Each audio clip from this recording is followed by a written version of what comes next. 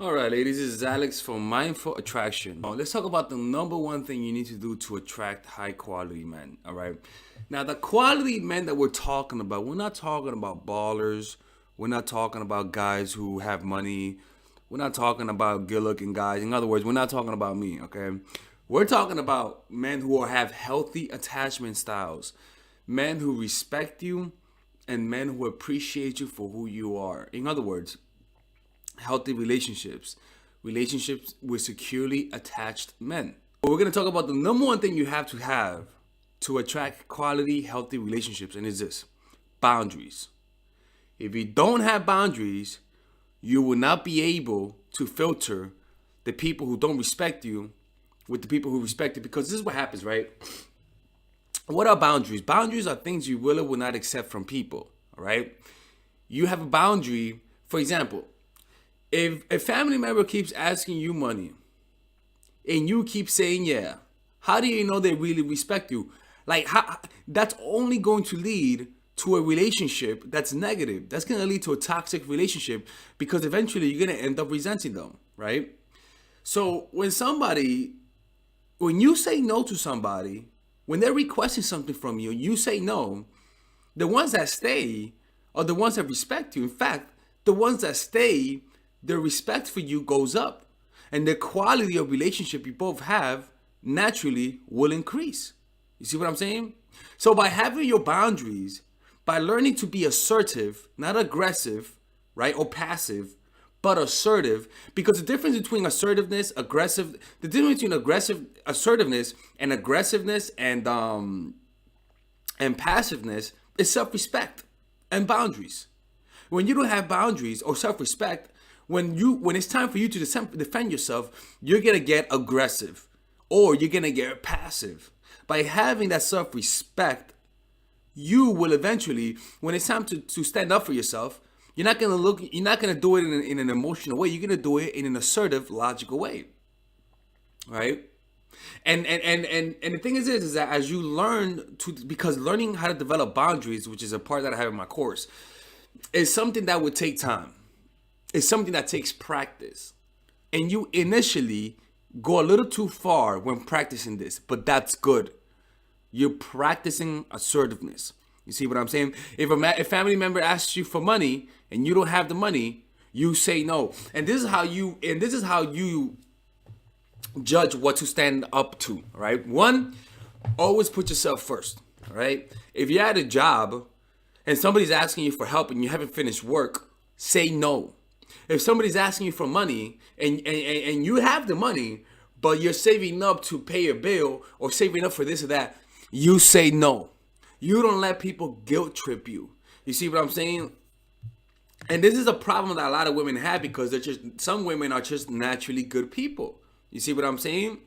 So you got to learn to say no, right? And the problem is this, is that if you're in a relationship, and that means saying no in terms of how you want people to communicate to you. For example, when I play basketball, when I was younger, I didn't have boundaries when I was younger. So I got disrespected a lot, right? And so a lot of guys would talk to me in a disrespectful way when I was younger, right? And I was just raised to be a nice guy. Like, I was a Christian, so I was raised to be forgiving of people. So that meant if you disrespected me, I was still going to be good to you, because you can't, a tooth cannot be for a tooth. You got to turn the other cheek, right? I was trained to be more deferential and more nice to people, right? But what started happening was that I was continually talking to people who didn't like me. It was hard for me to see that the person didn't like me, because I was always raised with Christian values to turn the other cheek. But then as I grew older, I realized that if somebody talks to you a certain way, you do not accept that shit. You just don't talk to them anymore. It's not that you're mean to them. It's not that you're rude to them, but that you just pull away. If you're going to talk to me that way, we're not going to talk. We're not going to talk. If you're gonna continually be late on our date, we ain't going out. Let's just do it some other time when you're more available, right?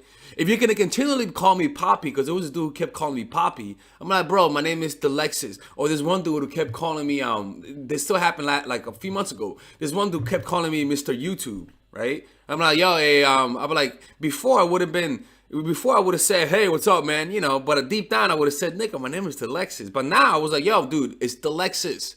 Delexis, right? And he did it. He still did it. I was like, hey, what's up, YMCA employee? How's it going? What's up, YMCA employee? How you doing? Right? And then he stopped doing that shit, right? But you know what? Since he stopped doing that shit, he doesn't talk to me no more. You want to know why? Because I had my boundaries, and he didn't respect my boundaries, and he elects to not talk to me, then respect my boundaries. So you know what? Good riddance. Good riddance. By having your boundaries, the people who don't want to respect you will leave. And you're going to be left with a positive simply because they're not in your life no more. By having your boundaries, you're going to lose people. But those people were going to be toxic in your life already. By having your boundaries, you're going to lose some friends. You may lose some family members, not because they're going to die, but because they're not going to talk to you no more. But you're going to have healthy boundaries. In order to have, if you keep being disrespected by standing up to yourself, you're going to lose some people. But that's what's necessary. If you want to get out of debt, that means you got to stop going out. That means you got to stop you got to stop going to restaurants unless you work there. In other words, you're going to lose some privileges because you have a goal.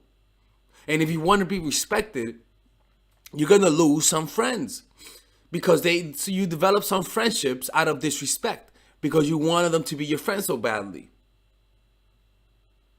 That's how the cookie crumbles, ladies.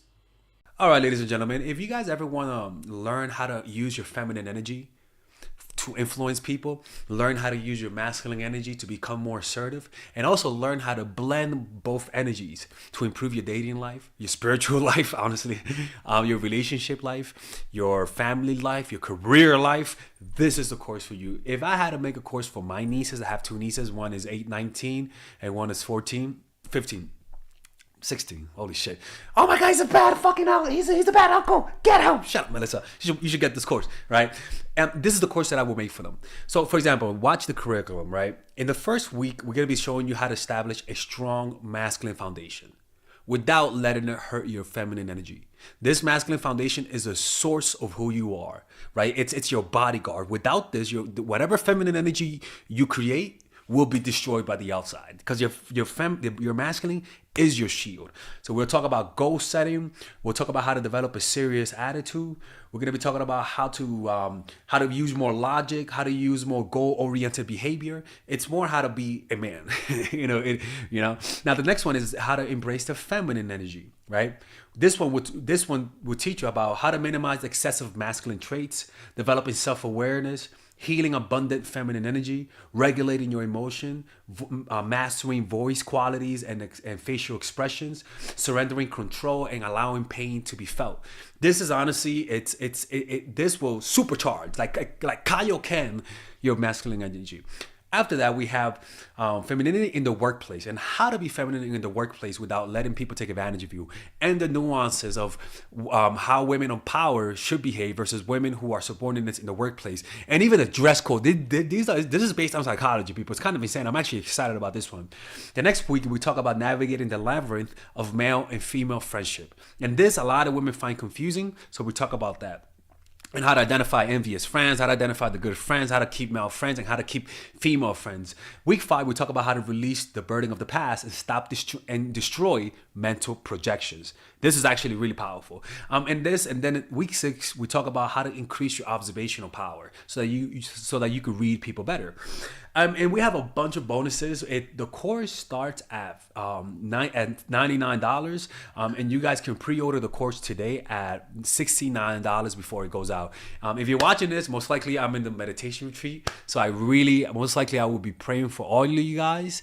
And just click on the description down below of the video, right there, you'll see it, and you could pre-order that course. It's gonna be out by the end of next month or the beginning of February of March. One of the two, people, because I have a 10-day retreat to do, and I want to finish the course after the retreat because I think the ideas are gonna be so much better. All right, man. I'll see you guys later. Pre-order, man. I'm closing the channel.